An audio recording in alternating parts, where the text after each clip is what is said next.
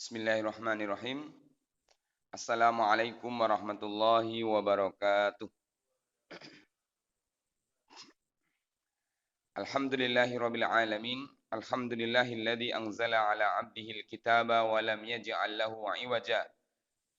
Asyhadu an la ilaha illallah wahdahu la syarikalah wa asyhadu anna Muhammadan 'abduhu wa rasuluh la rasula wa la nabiyya ba'dah. Yaqulu tabaraka wa ta'ala fi kitabihil karim. A'udzu billahi minasyaitonir rajim. Innallaha wa malaikatahu yusalluna 'alan nabi ya ayyuhalladzina amanu sallu 'alaihi wasallimu taslima.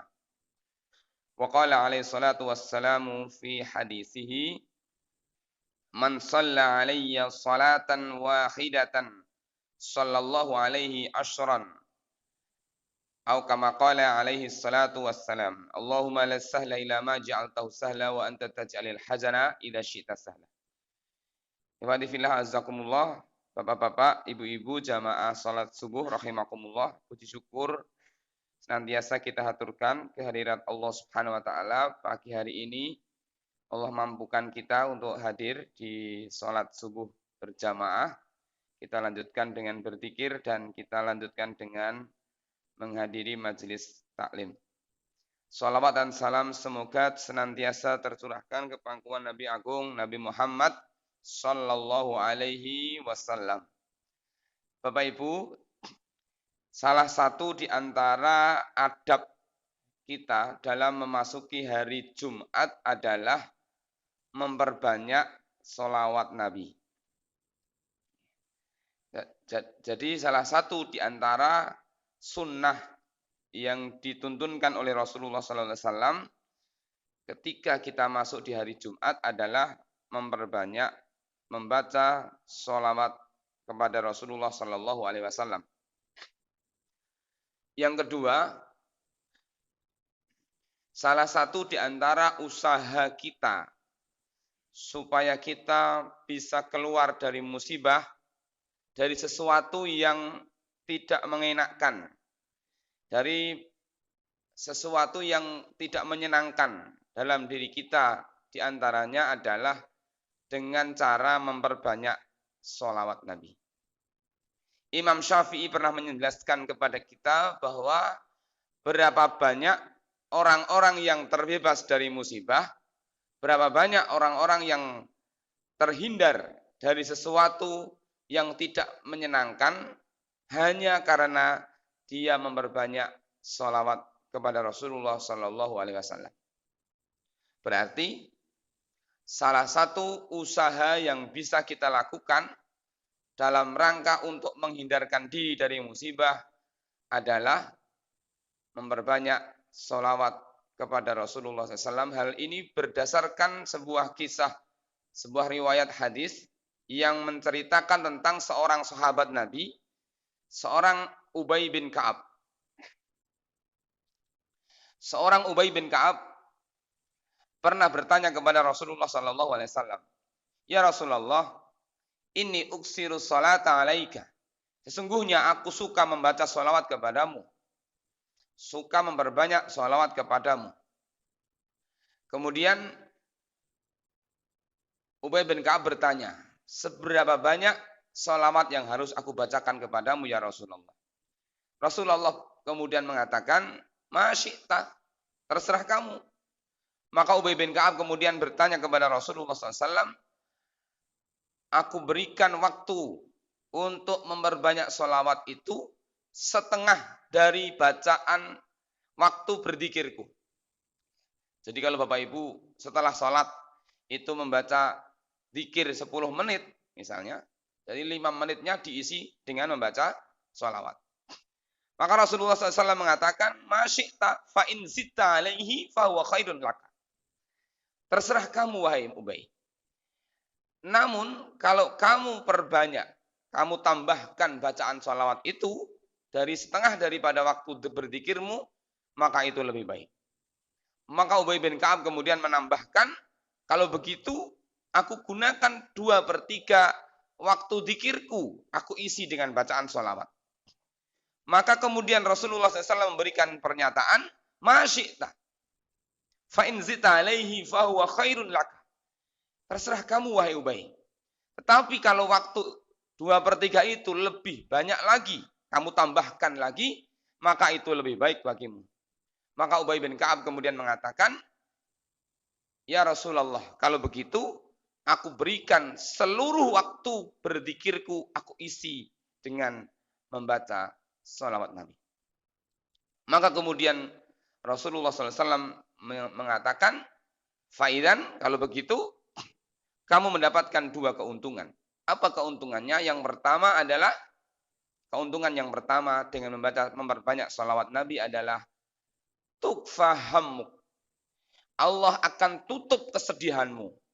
Allah akan jauhkan kamu dari musibah. Allah akan jauhkan kamu dari kesedihan. Wa tukfar laka dzambuk, dan akan diampuni semua dosa-dosamu. Maka bagi orang-orang yang memperbanyak salawat Nabi, maka dia mendapat 2 keuntungan.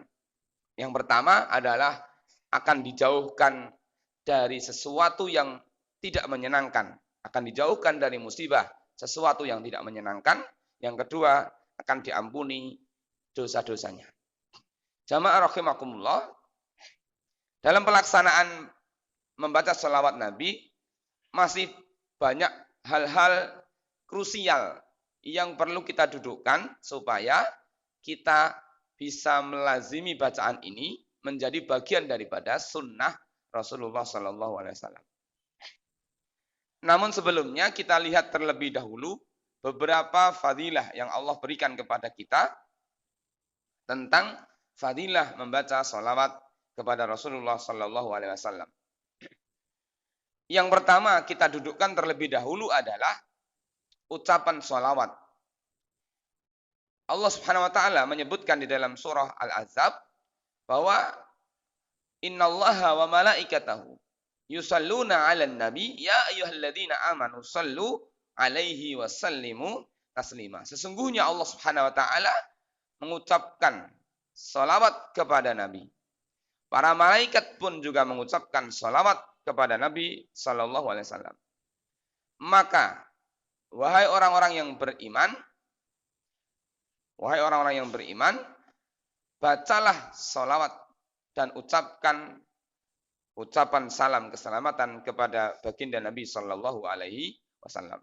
Berarti di sini ada yang pertama adalah ucapan salawat dari Allah, yang kedua adalah ucapan salawat dari malaikat, dan yang ketiga adalah salawat yang dibacakan oleh umat Rasulullah kepada Rasulullah Shallallahu Alaihi Wasallam. Kemudian apa perbedaan dari ucapan salawat dari Allah, ucapan salawat dari malaikat, dan ucapan salawat dari umat Rasulullah Shallallahu Alaihi Wasallam? Imam Ibnu Katsir menerangkan kepada kita bahwa salawat itu maknanya doa. Shalla yusolli itu asal katanya sama dengan kalimat sholat. Jadi kalau ada orang mengatakan salawat berarti dia membaca doa. Kemudian unsur kedua adalah pujian. Sehingga ketika kita membaca salawat Nabi, maka maknanya kita membacakan pujian kepada Rasulullah Sallallahu Alaihi Wasallam. Berarti ada 2 unsur, yaitu doa dan pujian kepada Nabi. Kemudian Imam Ibnu Katsir memberikan pernyataan bahwa kalimat salawat dari Allah, bacaan salawat yang diberikan oleh Allah kepada Rasulullah, itu maknanya adalah Allah Subhanahu wa taala menganugerahkan rahmat dan kemuliaan kepada Rasulullah sallallahu alaihi wasallam. Sehingga ketika Allah Subhanahu wa taala menyatakan innallaha wa malaikatahu yusalluna 'alan nabi, sesungguhnya Allah Subhanahu wa taala membacakan salawat kepada baginda Nabi sallallahu alaihi wasallam, maka berarti maknanya adalah Allah Subhanahu wa taala telah menganugerahkan rahmat dan kemuliaan kepada baginda Nabi Shallallahu Alaihi Wasallam. Kemudian salawat kepada Rasulullah yang bersumber dari malaikat, apa maknanya? Maknanya adalah para malaikat memohonkan ampun kepada Rasulullah, kepada Allah SWT atas segala kesalahan Rasulullah SAW. Jadi malaikat-malaikat itu mendoakan, memintakan ampun kepada Allah Subhanahu wa taala. Sementara salawat yang diberikan oleh umatnya kepada baginda Nabi Shallallahu alaihi wasallam itu adalah doa. Doa yang kita panjatkan supaya Allah memberikan ampunan, memberikan pujian dan memberikan rahmat kepada baginda Nabi Shallallahu alaihi wasallam. Ini yang kedua maknanya. Kemudian perintah membaca sholawat ini perintah yang unik, Bapak Ibu. Kalau kita membaca beberapa hadis atau beberapa ayat yang memerintahkan kepada kita untuk mengerjakan sebuah perintah, maka sesungguhnya tidak diawali dengan sebuah kabar, tetapi khusus perintah sholawat ini Allah Subhanahu wa taala awali dengan kabar bahwa sesungguhnya Allah sudah memberikan contoh, telah mengucapkan sholawat, malaikat pun juga mengucapkan sholawat, baru kemudian kita diperintahkan untuk membaca sholawat. Nah, Bapak Ibu jamaah rahimakumullah, ada banyak fadilah yang Allah Subhanahu wa taala sebutkan. Ya, bahkan Rasulullah SAW sebutkan kepada kita tentang fadilah membaca sholawat Nabi kepada baginda Nabi Shallallahu alaihi wasallam. Di antaranya disebutkan oleh Imam Ibnul Qayyim dalam kitab Jala'ul Afham. Kitab ini membaca tentang fadilah. Fadilah membaca sholawat Nabi Shallallahu alaihi wasallam. Di antaranya adalah man shalla alayya marratan wahidatan kataballahu azza wa jalla lahu biha asyra hasanatin. Barang siapa yang membacakan sholawat kepadaku satu kali, niscaya Allah akan mencatat kepadanya 10 kebaikan. Satu ucapan sholawat, Allah Subhanahu wa taala berikan kepada kita 10 kebaikan. Kemudian dalam riwayat lain bahkan bukan hanya mendapatkan 10 kebaikan, tetapi Allah Subhanahu wa taala wa hatta anhu asyra khati'atin, dan Allah akan hapus dari kita 10 dosa. 10 keburukan diberikan dihapus oleh Allah Subhanahu wa taala. Bahkan dalam riwayat Imam Nasa'i, Rasulullah SAW menyatakan man shalla alayya salatan wahidatan sallallahu alaihi asra salawatin wa huttat anhu asru khati'atin wa rufi'at lahu asru darajatin. Barang siapa yang bersalawat kepadaku satu kali, niscaya Allah bersalawat kepadanya 10 kali salawat, menghapus darinya 10 dosa dan mengangkat derajatnya 10 derajat. Aulan nasi bi yaumal qiyamati aktsaruhum alayya salatan.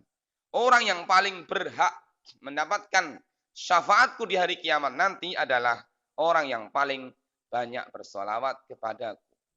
Maka ketika kita sering mendengarkan ceramah diawali dengan marilah kita selalu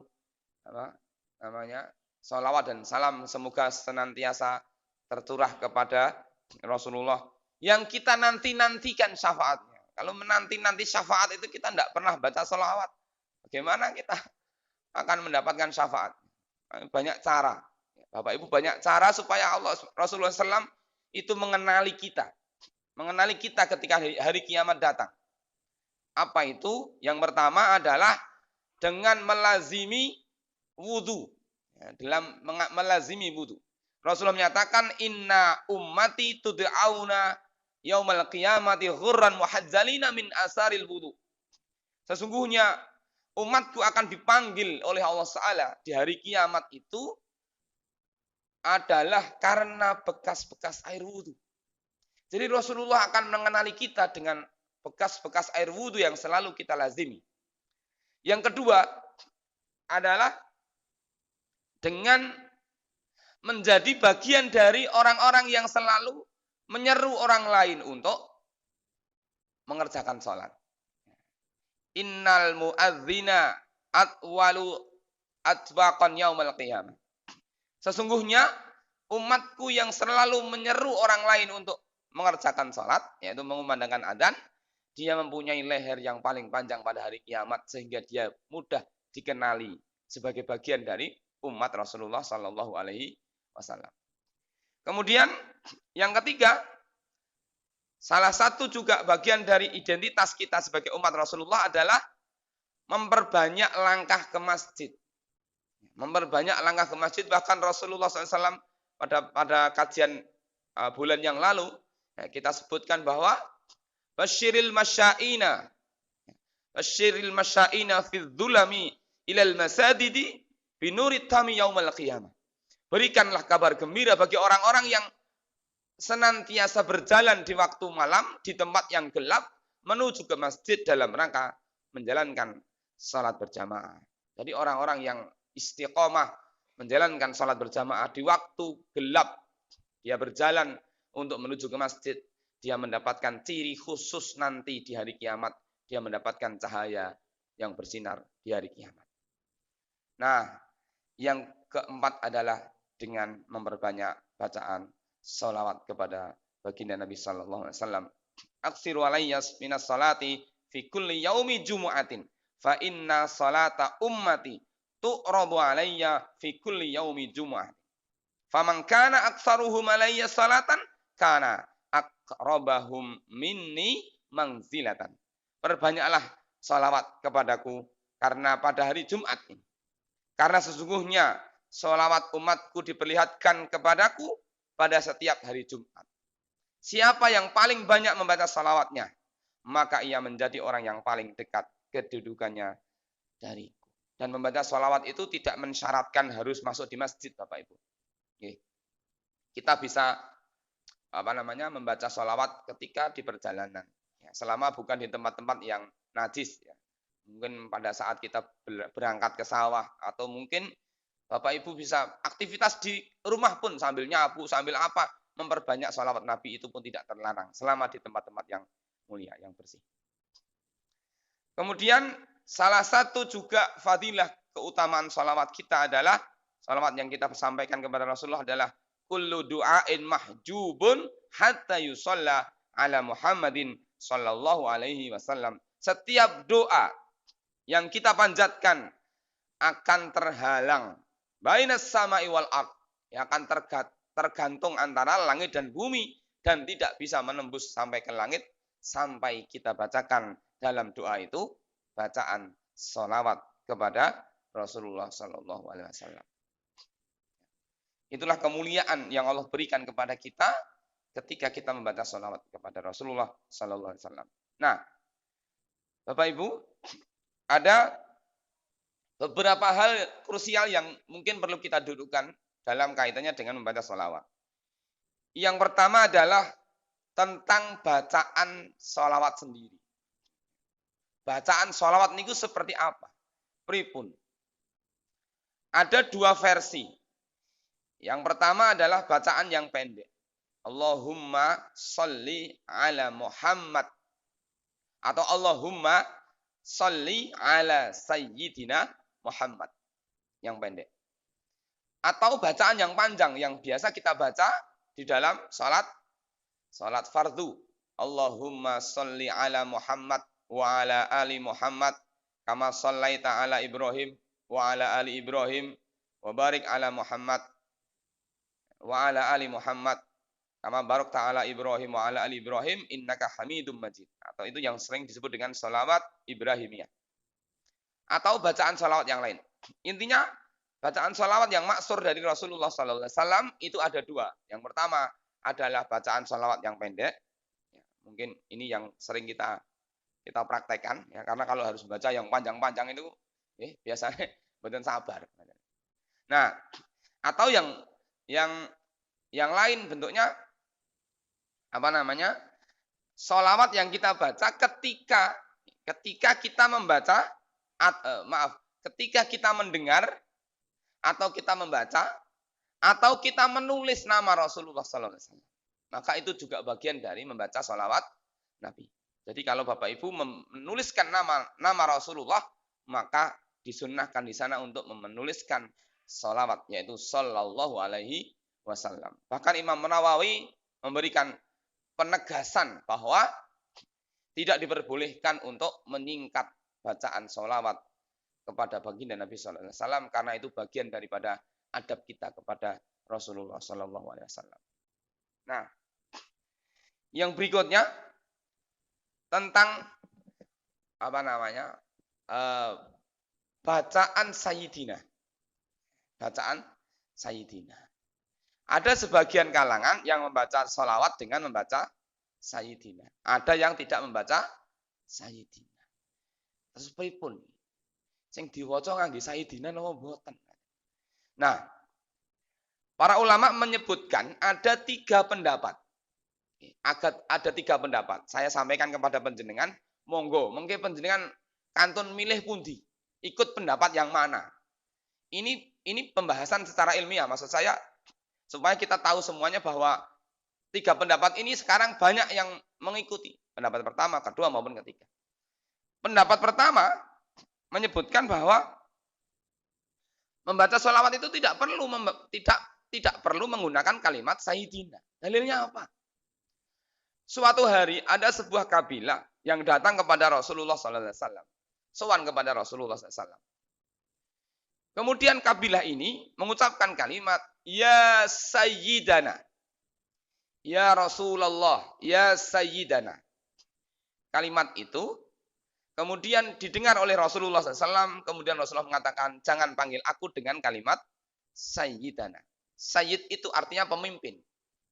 Jadi wajar juga kan datang kepada Rasulullah, ya Sayyidana, wahai pemimpin kami, kan begitu. Tetapi Rasulullah SAW tidak berkenan, jangan panggil aku dengan kalimat Sayyid. Sesungguhnya Sayyid itu hanya untuk Allah Subhanahu wa taala. Ini kisah pertama yang kemudian dijadikan dalil oleh para ulama bahwa ternyata kalimat Sayyidina itu hanya diperuntukkan kepada Allah Subhanahu wa taala. Maka dari situlah para ulama sebagian mereka mengatakan ucapan sholawat tidak perlu menggunakan kalimat Sayyiduna atau Sayyidina. Karena Rasulullah sendiri ketika dipanggil oleh sebuah kabilah dengan kalimat Sayyidana, beliau tidak berkenan. Sehingga ini dijadikan dalil oleh para ulama sebagian di antara mereka yang menyimpulkan membaca sholawat tidak perlu menggunakan kalimat Sayyidina. Yang kedua, sebagian mereka membolehkan. Bahkan ulama-ulama di Timur Tengah itu banyak di antara mereka yang menggunakan kalimat Sayyidina. Dalilnya apa? Yang pertama adalah pernyataan dari Rasulullah SAW bahwa suatu hari Rasulullah SAW menyatakan bahwa Fatimah, inna Fatimata sayyidatul mu'minati ahlil jannah. Sesungguhnya Fatimah itu adalah pemimpin kaum wanita beriman di surga nanti, di jannah nanti. Sayyidah. Jadi kalau untuk laki-laki itu sayyidun, kalau perempuan namanya sayyidah. Sayyidun, sayyid. Karena orang Jawa gitu, orang yang Jawi ini kadang senengane nyingkat. Nopo-nopo disingkat. Disingkat nganti sholawat men disingkat. SAW. Salam memang disingkat ASS WRWB. Padahal itu donga. Termasuk ucapan Sayyidina memang disingkat sehingga orang tidak tidak lagi menyebut dengan kalimat Sayyid tapi menyingkat dengan kalimat Sidi. Bapak Ibu pun nanti mireng toh, Sidi. Sidi itu Sayyid singkatan dari Sayyid. Untuk perempuan sayyidatun, sayyidah. Niku disingkat Siti. Mila enten Siti Hajar, Siti Khadijah, Siti Hawa, Siti Aisyah. Niku kalimat maksudnya adalah sayyidah. Sayyidatu Fatimah, Sayyidatu Hajar, Sayyidatu Khadijah. Maksudnya begitu. Tetapi suwen, Siti, istilahnya pun niku singkatan. Nah, Sayyidah Fatimah dipanggil oleh Rasulullah disebut dengan kalimat Sayyidatul mu'minati ahlil jannah. Fatimah nanti akan menjadi pemimpin kaum wanita beriman di surga. Loh, Fatimah saja disebut dengan Sayyidah. Yang kedua, ketika Rasulullah SAW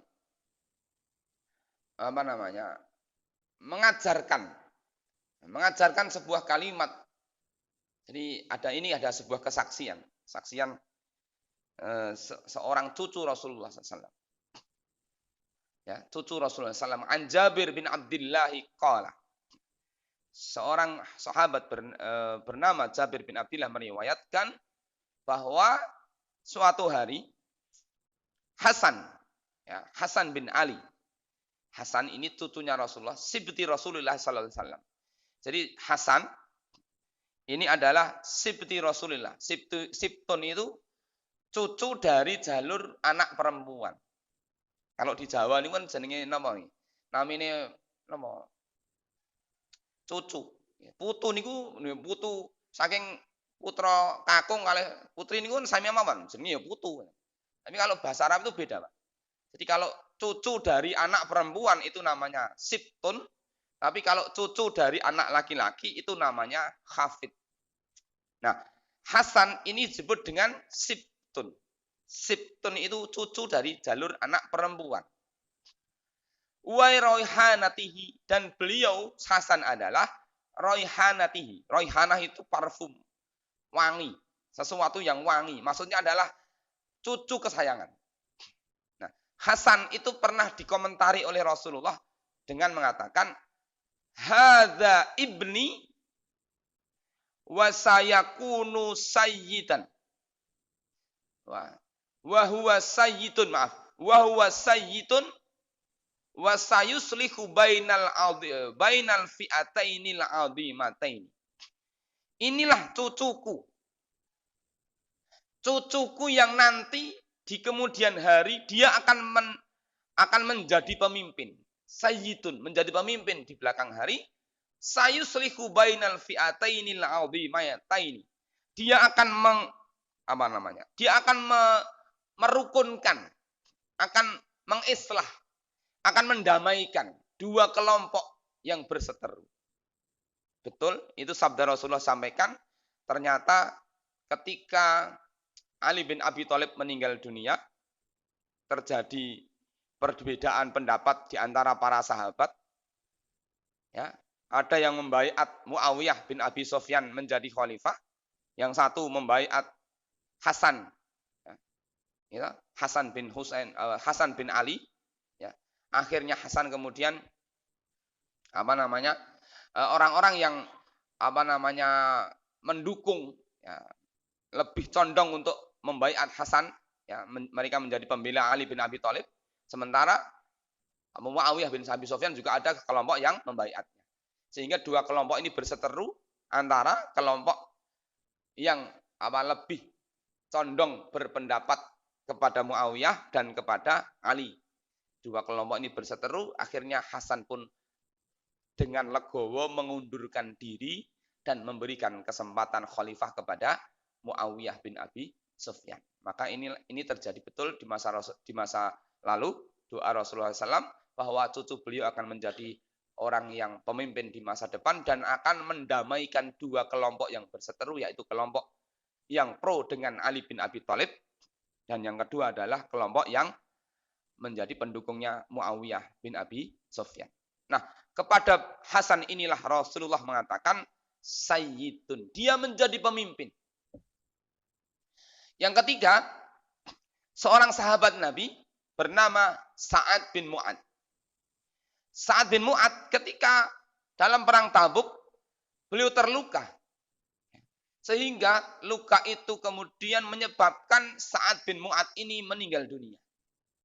Para sahabat Nabi SAW menunggu di Masjid Nabawi. Ternyata ketika jenazahnya Sa'ad bin Mu'ad datang, ya, jenazahnya datang, Rasulullah bersabda kepada para sahabat yang menunggu di Masjid Nabawi. Bagaimana kalimatnya? Qumu li sayyidikum.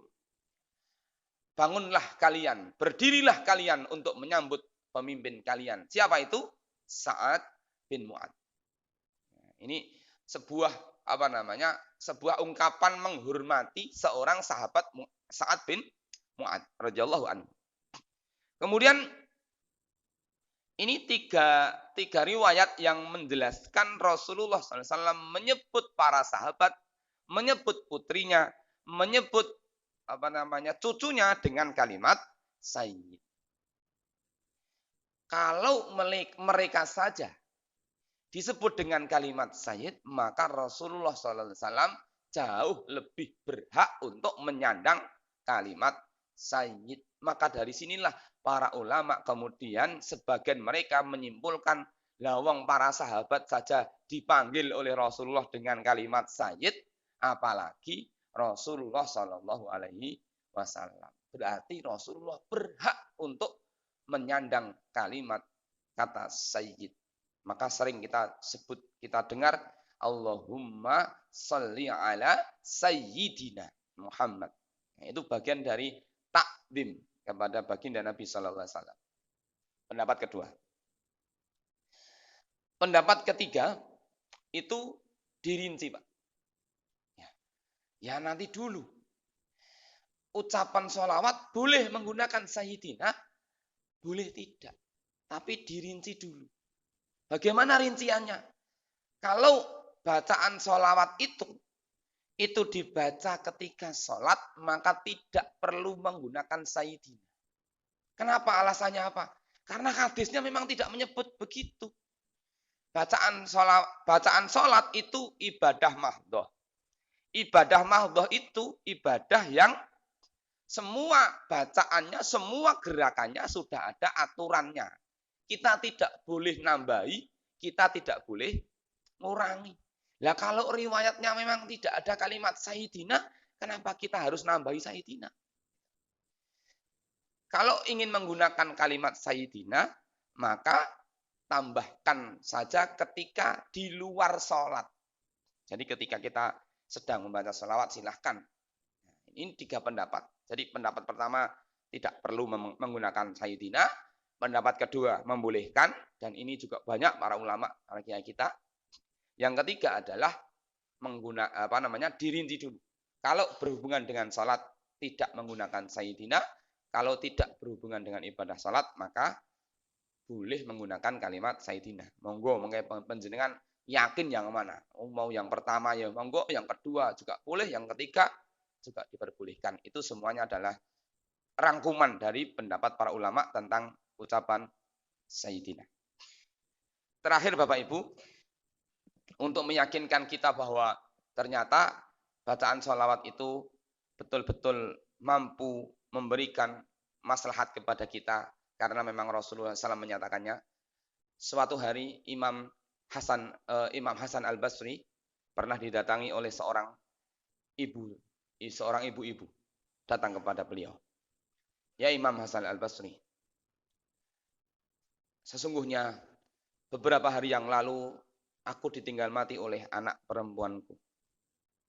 Aku ingin melihat bagaimana keadaan putriku.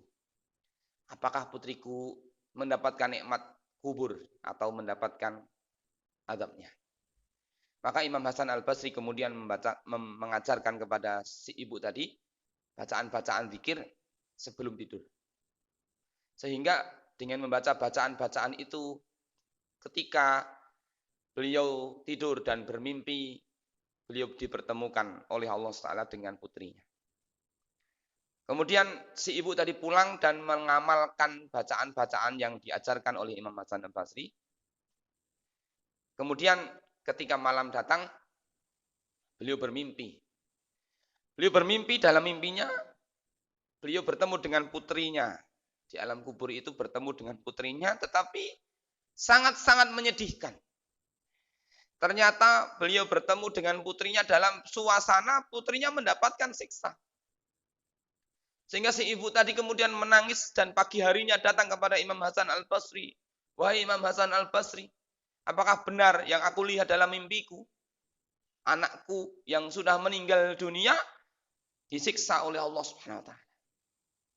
Maka Imam Hasan Al-Basri kemudian menasihatinya untuk bersabar dan selalu mendoakan putrinya. Sebagaimana yang sudah pernah kita sampaikan bahwa salah satu di antara kesempatan orang yang hidup bertemu dengan orang yang mati adalah ketika di alam mimpi. Sebagaimana itu dijelaskan oleh Imam Ibnul Qayyim dalam kitab Ar-Ruh. Nah, maka kemudian Imam Hasan Al-Basri memberikan nasihat supaya si ibu tadi selalu mendoakan putrinya dan memperbanyak bacaan sholawat kepada baginda Nabi Shallallahu Alaihi Wasallam. Maka beberapa hari kemudian Imam Hasan Al Basri bermimpi dan mimpi beliau ini bertemu dengan wanita dari ibu, putri dari ibu yang beberapa waktu yang lalu datang kepada beliau. Tapi dalam kondisi yang sudah sangat berbeda dengan kondisi pertama ketika ibunya bertemu dengan putrinya. Pada saat itu dalam mimpinya Imam Hasan Al Basri menceritakan bahwa si putrinya tadi bertemu dalam suasana yang tinggal di bawah sebuah pohon yang rindang yang penuh dengan kenikmatan. Maka Imam Hasan Al Basri bertanya, apakah engkau adalah putri dari si ibu yang beberapa hari waktu yang lalu datang kepadaku mengeluhkan keadaannya? Betul, wahai Imam Hasan Al Basri, aku adalah putrinya. Tetapi bagaimana mungkin engkau dulu diceritakan oleh ibumu dalam kondisi yang disiksa oleh Allah Ta'ala, tetapi hari ini aku bertemu denganmu dalam keadaan yang menyenangkan, dalam menikmat kubur yang luar biasa. Maka sang putri kemudian menceritakan, wahai Imam Hasan Al Basri, beberapa hari yang lalu ada seorang soleh yang datang ke kuburan. Dia berziarah keluarganya. Kemudian dia membacakan sholawat kepada baginda Nabi Shallallahu Alaihi Wasallam. Dan bacaan sholawat itu yang kemudian kami mendengar ada suara angkat siksa orang-orang beriman yang ada di sini karena keberkahan sholawat kepada Rasulullah Sallallahu Alaihi Wasallam. Ini kisah yang sangat masyhur di kalangan para ulama tentang kisahnya Imam Hasan Al Basri, seorang ulama tabiin ya yang dikenal oleh para ulama dengan ungkapan a'lamut tabi'ina fil halal wal haram. Ulama tabiin yang paling tahu tentang halal dan haram yaitu Imam Hasan Al Basri atau Imam Basrah. Yang kemudian menjadi pelajaran bagi kita, orang-orang yang sudah meninggal dunia saja, yang sudah ada di alam kubur saja bisa mendapatkan fadilah, keutamaan, barokah karena membaca sholawat kepada Rasulullah. Apalagi kita yang masih hidup, mari kita perbanyak bacaan sholawat itu kepada baginda Nabi Shallallahu Alaihi Wasallam. Entah itu dengan bacaan yang pendek atau bacaan yang panjang, ataupun entah itu bacaan dengan menggunakan Sayyidina ataupun dengan tanpa Sayyidina, karena semuanya juga diperbolehkan oleh para ulama kita. Semoga dengan memperbanyak sholawat kepada Nabi Sallallahu Alaihi Wasallam, banyak kerumitan persoalan hidup kita, kesusahan kita, kesedihan kita disingkirkan oleh Allah Ta'ala, dan kita mendapatkan fadilah dari dan keberkahan dari membaca sholawat kepada baginda Nabi Sallallahu Alaihi Wasallam. Bapak Ibu jamaah rahimakumullah, semoga yang sedikit ini memberikan manfaat untuk diri saya pribadi dan kepada jamaah sekalian.